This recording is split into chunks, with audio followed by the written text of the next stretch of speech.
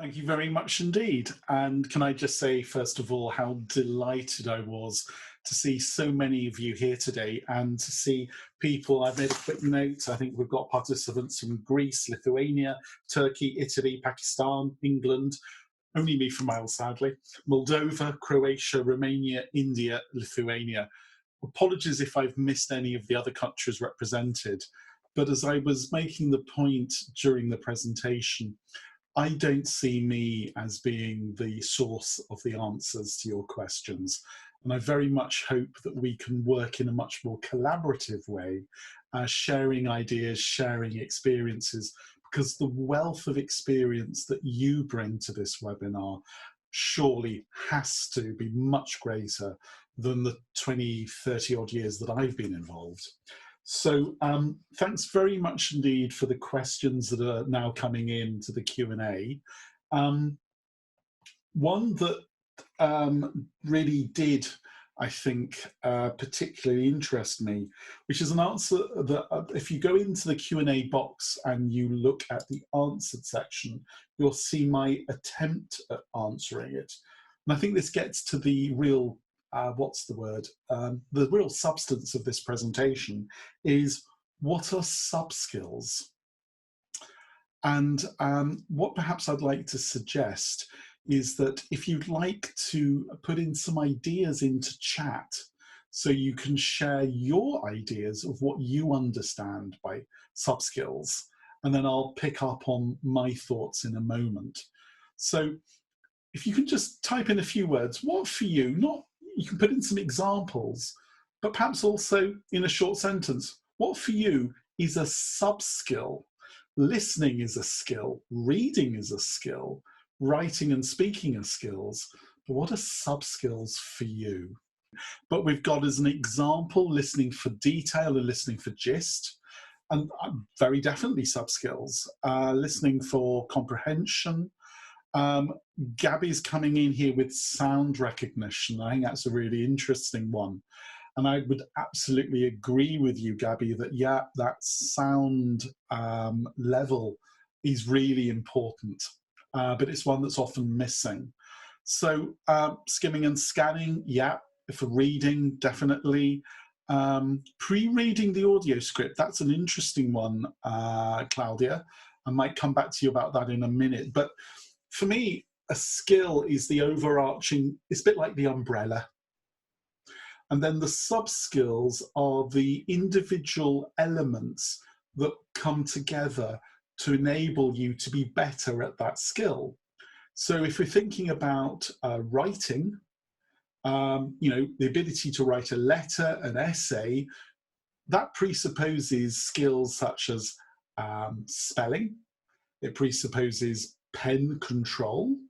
It presupposes an understanding of sentence structure, paragraph structure.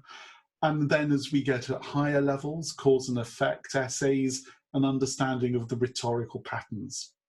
In listening, I think we're very good at giving practice at these sub-skills.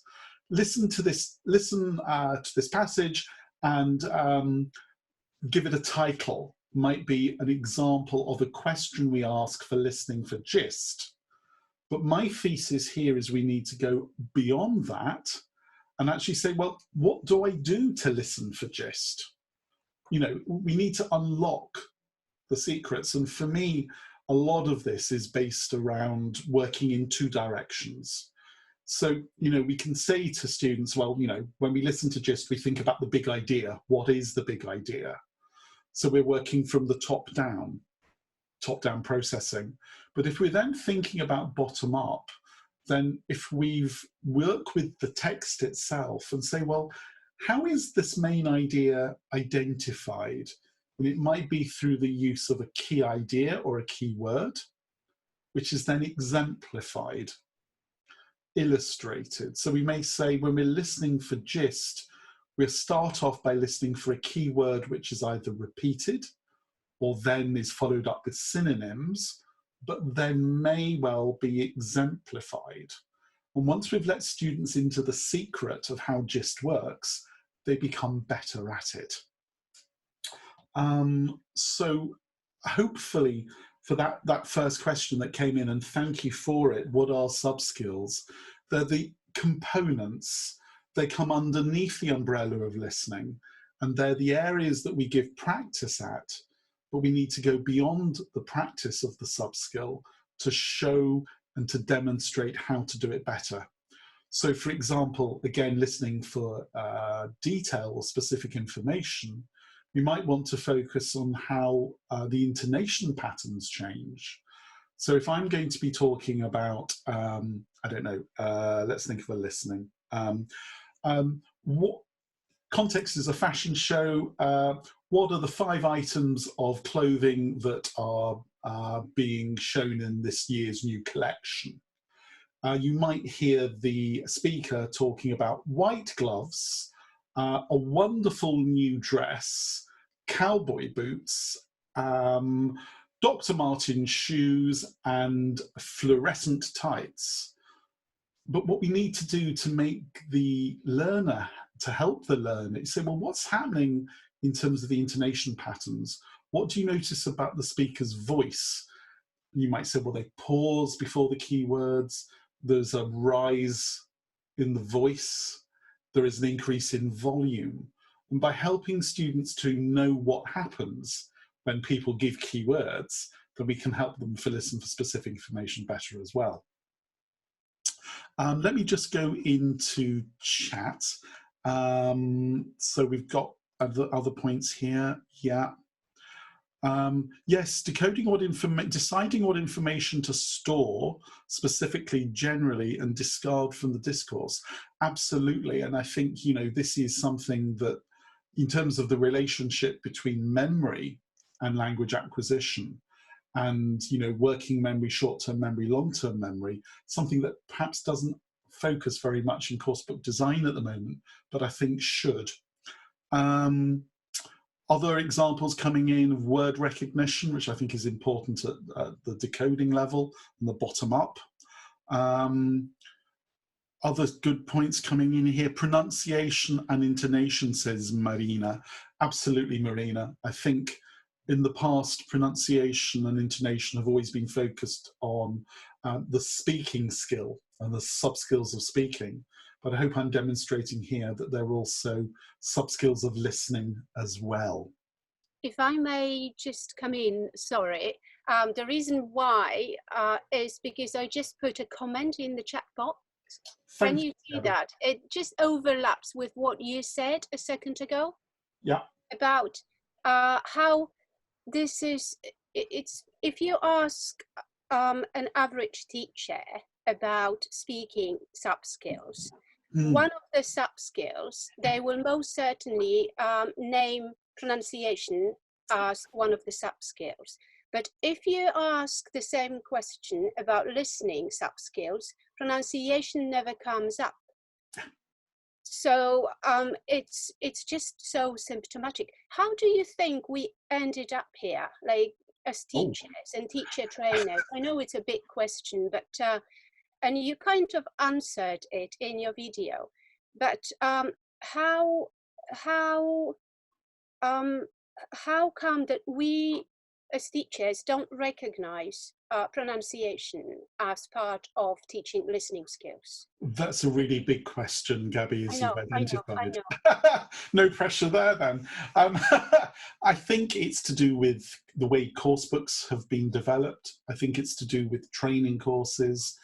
I think it may even have something to do with teacher fears around pronunciation. And I think I'm as guilty as anyone. I mean, you know, I've been teaching since 1993. I've been a teacher trainer since 2002. And somehow I had always managed to duck teaching the pronunciation input sessions on CERT TESOLs and CELTAs, of which I've done a fair few, until 3 years ago, when I woke up one day and I thought, nearly you're a fraud. How can you pretend to be a decent teacher trainer if you haven't taught these key input sessions? And I think that was born out of my own fear when I was doing my CTEFLA, now the CELTA, that I somehow thought the pronunciation was too technical, too difficult and beyond me. But I think, you know, we've often talked about teacher shortcomings when it comes to the integration of pronunciation. And I completely understand why. And I think also the unhelpful influence of received pronunciation as a model has set us back years as well. Because, teachers around the world were led to believe that they had to speak in a particular way. And as a result of that, if they felt that they couldn't achieve it, is it any surprise that they shied away from it? So I think that's been an issue. So I think in terms of a principled approach to teaching listening and also teaching speaking, it's to give our students as rich an exposure as possible to a range of accents that aren't just British, American, Australian, and to recognise that there are features that are important for mutual comprehensibility. Because isn't that the point? When we listen to someone, we listen to them to understand what they're saying. That's the interactional element of it. And therefore, I've always been a definite, strong believer in the English lingua franca core, those aspects of pronunciation that lead to mutual intelligibility. And, if we can set, if I've given the example in chat and Q&A about white gloves becoming white gloves and the k instead of the t at the end of white gloves. And I think that's a feature of British English. I'm not so sure that it's necessarily a feature of ELF, English as a lingua franca. But I think, if we're teaching in the UK, let's sensitize students to what they hear around them. If we're teaching in Pakistan, Lithuania, Croatia, and our students are going to be using English internationally, let's focus on those features of international English use in rapid speech. So I think vowel reduction is going to be there. The importance of word stress, and embed all of those into both our speaking and our listening practice. I have to say, Neil, I particularly like how you kind of emphasize the fact that we have to differentiate between looking at listening as listening practice and teaching listening, including listening skills. Now, if we, because it all starts with our self-awareness, right? It starts with us. It starts with me as a teacher recognizing the fact that I'm not actually doing it, right? Yeah. And yeah, so my question is, what advice would you give to new teachers, newly qualified teachers who are just lost in the real classroom when it comes to teaching listening skills? How can they start? Obviously, they have to start small. They can't start big. I mean, would you say that they shouldn't be teaching like tasks like listening for gist, listening for comprehension, are no longer required to be taught? Oh, yeah. No. I think here, it's how do you eat an elephant in bite-sized chunks? And therefore, I think the most important thing for teachers right now is that you are all nice to yourselves. Let's be nice to each other. Be kind. Be kind to your colleagues, be kind to yourself. Don't beat yourself up if, having realized that there are more things to learn about teaching listening, that you suddenly have to be adept at all of them tomorrow, because you don't. And I think going away from this webinar with a belief that we should no longer teach listening for gist, listening for specific information, would have been to do a massive disservice to teachers around the world. So what I'd like to suggest instead is a little bit of mindful extension work. So if you're doing if you've got a course book that doesn't go into these listening practice and development in the way I'm suggesting it's important we should enable our students, then maybe start small. Do an activity as it is in the course book, but then overlay it with something else. So, for example, if you want to focus on, let's take something that most people are aware of, you know, that schwa sound, the most common sound in English. I remember as a real example from my teaching of having a German student coming to me one day and saying, "What is Napple?" So we had both the problem of schwa, but also the linking of the n onto the word apple.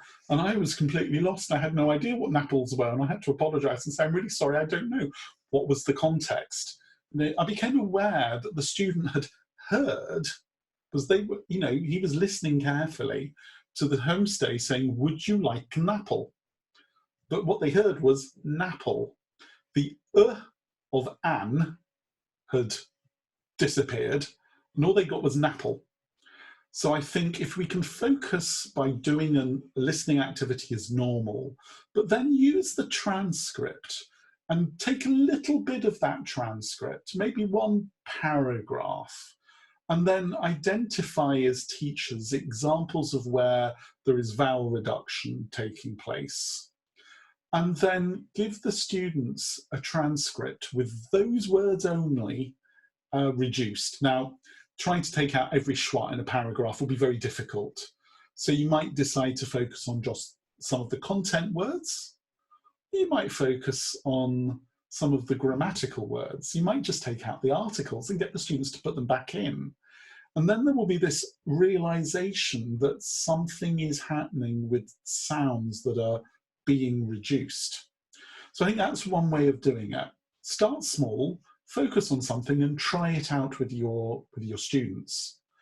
The other thing is, don't feel that you have to do all of this on your own. Language schools around Europe, around the world, often take on new teachers for the beginning of the academic year. You may be a teacher who was taken in a cohort of 2 or 3 teachers. Together, form a little support group. I remember there's a wonderful language school in Bournemouth called Beat. I did my diploma there years ago. And one of the lovely things they did there was that the in-house teacher development sessions were not led by the director of studies and the senior teacher, but they were led by the teachers for the teachers. They were asked to identify what did they want to improve, where were their problems, and then they presented to each other. You know, it's the old adage, if you want to do something better, teach it. So the teachers became the mentors and the teacher trainers for each other. So I think that's another thing. Don't work on your own. Work with a group of friends, a group of colleagues. Do just a light touch. Don't think you've got to completely reinvent the way you teach listening. Carry on as you're doing at the moment, but just supplement materials. Add on to them. Thank you, Neil. This is really helpful, really helpful. Hello, Gabby. I'm mindful that we've had a couple of quite interesting questions in on the question and answer. Joe's posted a couple here. Joe, thank you very much indeed. One of which is about Facebooks. What Facebook groups would I recommend for support with teaching listening? I have to be entirely honest and say I am not aware of any listening Facebook groups. I'm a number of a couple. There's one called Diploma Survivors, which is really great.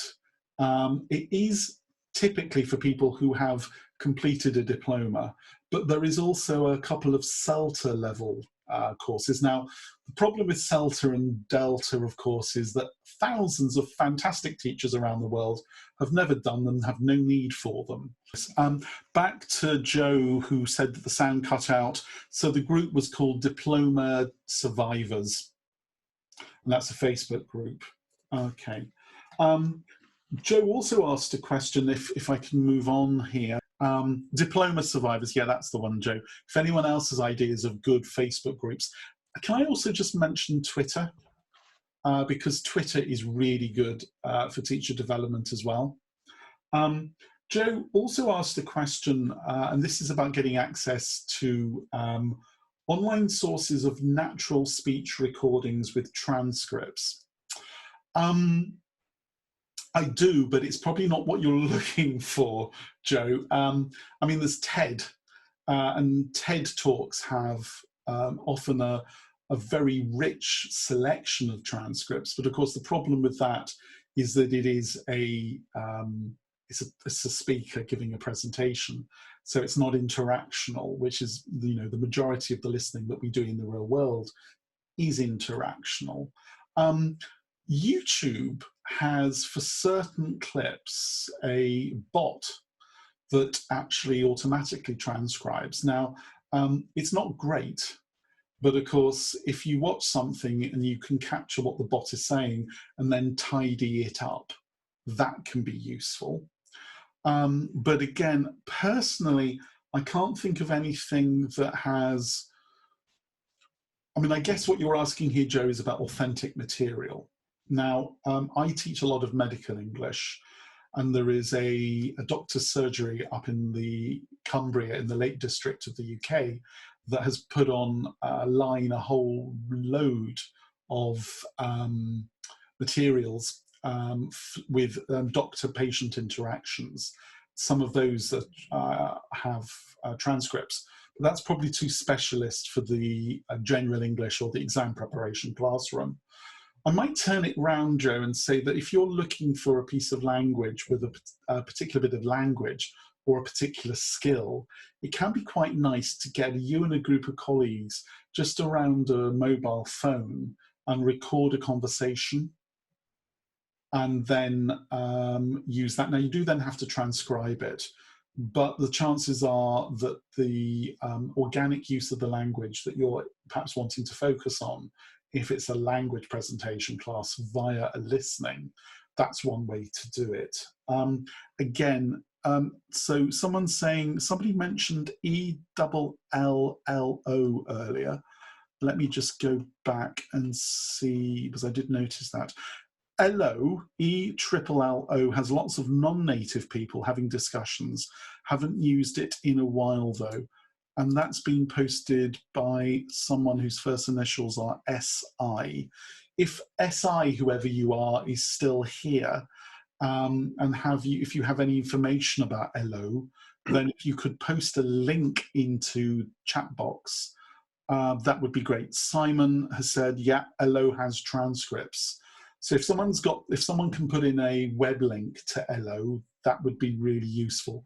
I'm a bit nervous. I'll have a look. Oh, great. I'll just do it now. Yeah, I haven't used it for ages, but it has. Oh, there we go. That looks like something there, actually. Hi there, Simon. Hiya. I must have used it at some point. One's coming up now. This is a particular one, I think, I was doing on regret. Okay. And actually, I see that Joe has already posted a link, and Simon, you've put one in there as well. That's great. Have you got just a few seconds, just, you know, headline features? What is LO all about? Well, it used to be that you could type in a topic, for example, and you'd get a list. You'd get maybe 10 or 20, depends what the topic's about. Mm-hmm. Links to audios made often by, there's always two speakers. You might have an English speaker or British speaker and an American, or you might have someone from Jamaica and Nigeria. They will have a flag next to the person's name, and that tells you the nationality of the speaker. And you just click on that. You'll have access to the conversation. There's a transcript. Certain words will be highlighted, or certain phrases will be highlighted. You can click on those and you'll have a definition or more examples, example sentences using that word or phrase. And there is also a tab that you can click for a sort of multiple choice comprehension Does it provide explicit listening practice, or is it that you can repurpose what sounds like a language focus into a listening activity as well? Sorry, can you? Yeah, does it clarify what you mean? provide you with ready-made listening practice? Or Yeah. It's okay, there already. So I mean, you can just listen to them and say, do whatever you want with it. What did they agree, disagree? Or what was the specific synonyms they used, for example? Yeah, that's it's all there. Simon, thank you very much indeed for sharing that. I've just reposted the link at the bottom of chat because there's quite a lot of stuff coming in and I don't want it to get lost. But Simon, thank you very much for sharing that. That's okay. I'm going to mute Thank you. myself again now. Cheers. Okay. If I come back to Shavi, who asked a question about the use of lyricstraining.com. Lyrics use of music's a really interesting one. And I think it hits definitely the motivational aspect. We tend to talk a lot about using, songs with teenagers. I actually think it can work very well with all age groups. I think we all have a very strong affective personal relationship with music. The only word of warning I would say is that be very careful when you're thinking about the song that you choose, because the clarity of the diction is important. Now, I'm a learner of Italian, and I always used to love trying to transcribe lyrics by Eros Ramazzotti as a way of improving my listening of Italian. Which, of course, is a very questionable activity because whoever transcribes songs in the real world is a listening activity. But, it was the kind of thing that I just thought give me a certain sharpness in terms of, my accuracy of listening. The only thing I would say about song lyrics websites is sometimes the lyrics are provided by people who are putting in their best version of what they think they heard rather than what is actually sung. And in the same way as we saw that play on words with Don't Cry For Me, Argentina, as Don't Cry For Me, Marge and Tina, two women working on a cash till at a supermarket, and then Rachel Roberts' version of Auntie Tina. The danger is that the lyrics that appear on certain websites aren't always very accurate. The other thing I would say about music is that sometimes the pronunciation of a particular word is quote unquote non-standard in order to fit the rhythm of the song. So it doesn't always give sometimes just be aware of that. But I think, motivationally, it can be great. So I hope that has helped there, Shavi, with that question. Storytelling.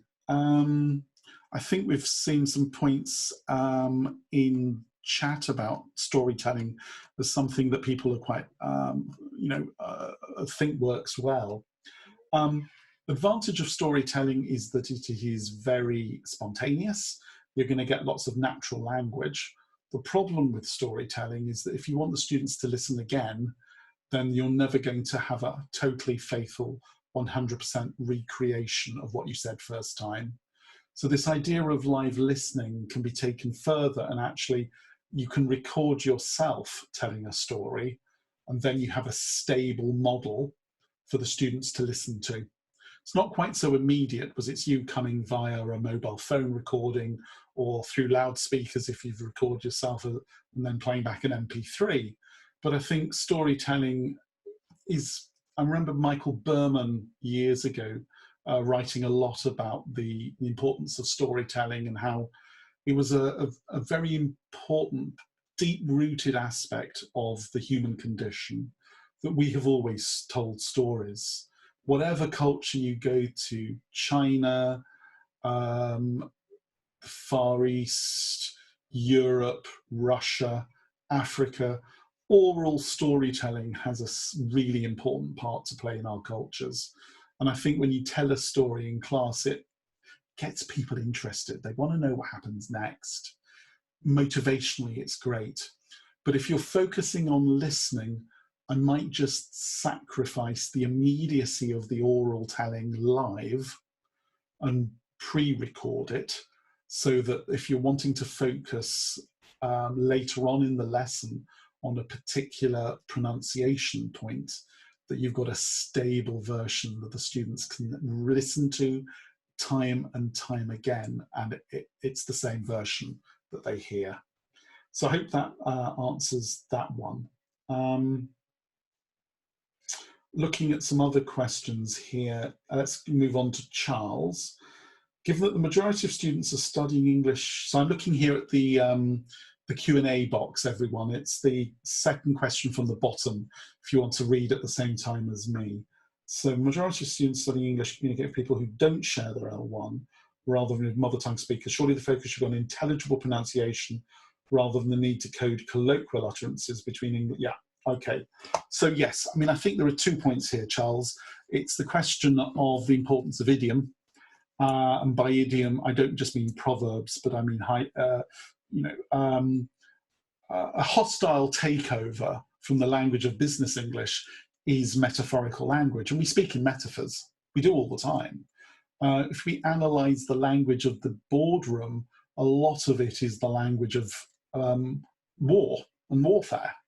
So I think we need to be very careful in the way in which, as international communicators, we use language in a way that is clear for a multinational, multicultural group of people. And actually very often, I used to work a lot with, at university level, retraining UK staff to be much less, well, basically on how to grade their language and how to grade their content. Because if you put a group of people together in a multinational meeting, the person who is most often the least successful communicator is the quote-unquote native speaker. So I think, yes, we need to be very mindful of the dangers of highly idiomatic language in multinational language use. But I don't think that's quite the same as the point about pronunciation. So coming back to the point I was making earlier about, and this comes back to Gabby's question as well, about what advice would I give to a teacher starting their journey in teaching listening, I might add, identify who are your students and who are they using English with and why. So if I'm teaching a group of students here in Cardiff, where I'm based, who are, I'm thinking about a real group here. I've got a group of engineers and R&D students who were due to start with me just before the pandemic began. They all work in Cardiff and they all live here, and they struggled with listening and presentation skills. So my first question to them was, well, who do you present to? Are you presenting to native speakers, or are you presenting multinationally?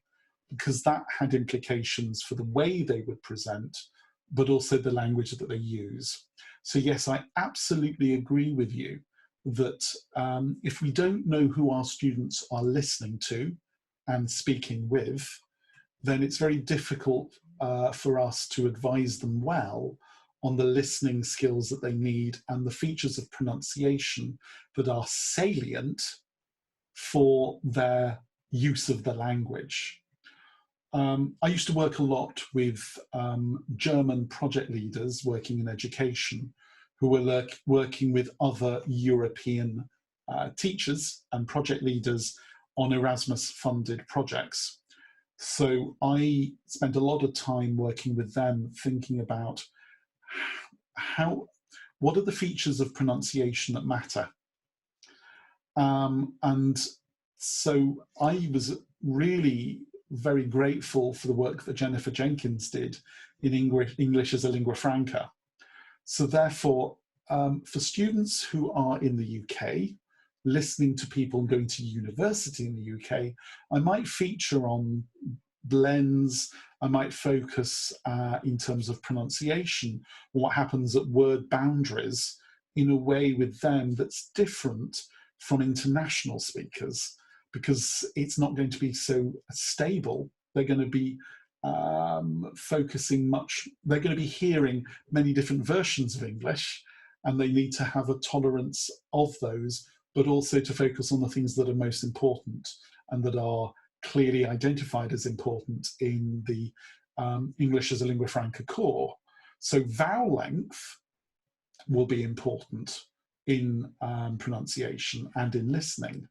So, you know, if I know that students are going to struggle with being able to decode ship and sheep, I might try and find some listening practice where they listen and practice and develop their listening skills, but then my focus is on vowel length rather than on examples of liaison, elision, catenation, and so on. Hope that makes sense. Just moving now back into chat. Joe's making the point about Rachel Roberts' website with some great decoding links there. Yeah, Rachel's fantastic. I'll repost that at the bottom.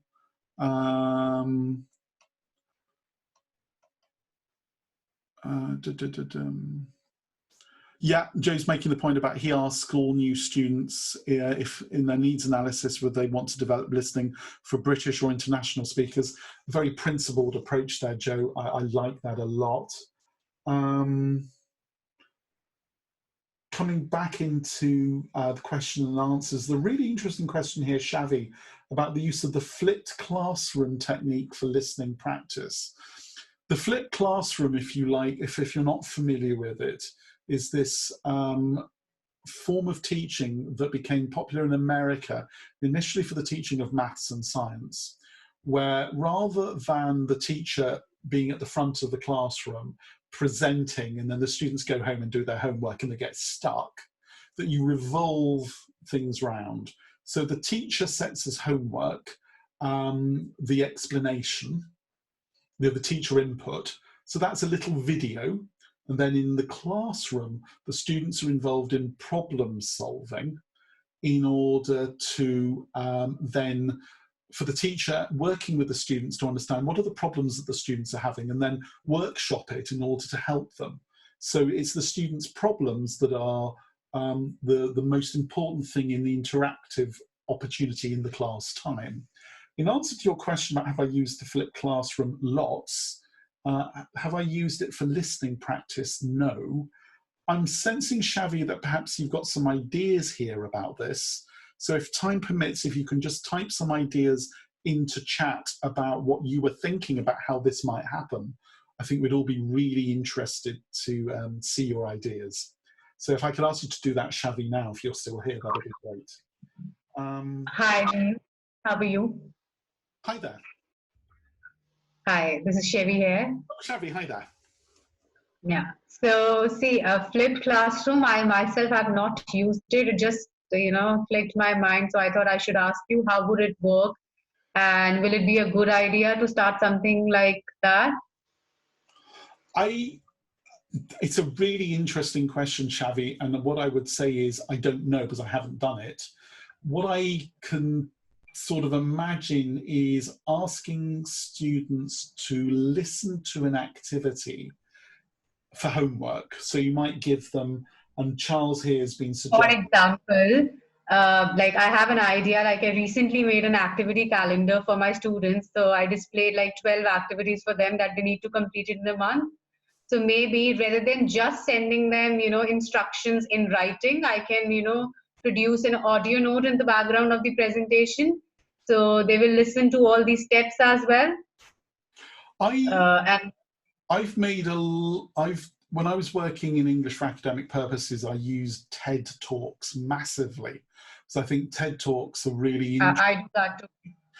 So I can imagine asking the students to complete some traditional listening activities at home with a TED Talk, then coming back into the classroom and looking at the areas where students struggled. I think both for listening and reading, my experience of an observer is that all too often teachers accept the right answer. Yeah, great, well done, move on. But did the student get the right answer for the right reason? And likewise, where a student gets the wrong answer, we correct it by telling them what the right answer is. But do we then actually analyse why students got it wrong? And I think one way of using a flipped classroom would be to have students doing that listening practice at home using TED Talks, then in the classroom time, really focus on the student difficulties and then try and unpick them, and then use that almost as kind of a feed forward into another session where you address the problems that they face. That's going to be quite challenging, I think, for a newly qualified teacher. I might be wrong there. I certainly don't want to suggest that it's something you shouldn't try. If you're up for it, give it a go. But that's perhaps... Yeah, maybe listening to a podcast as well. I think a Yeah. similar strategy can be followed there. Yeah, I think what you listen to is less important as long as it's suitable for the listeners. Maybe we can create a quiz sort of a thing for them later on. Yeah, I mean, I think the way in which teachers navigate the use of listening, you know, quizzes is one way of doing it, multiple choice questions, you know, there are lots of ways you can do that. What I would say is that if you're going to do a flipped classroom, then focus in the classroom and, well, okay, so you got this answer right. How did you do that? And use that as a way of really focusing in then on the sub-skills. So if the activity was listening to a podcast, as you suggest, nice idea, for listening for specific information, if you have written the questions yourself and you've listened to the podcast, you'll be able to work out what's happening at a sound level, particularly suprasegmental level and intonation. Have you got clear examples of the voice going up and the pause and an increase in volume before a key word, which can be used to identify, when listening for specific information and detail, how speakers mark those key bits of information we may ask students to listen for. So I think that's a really interesting idea, and I am actually teaching some medical students at the moment, so I'll give it a go. Thank you, Shavi. Great. Thank you so much, Neil.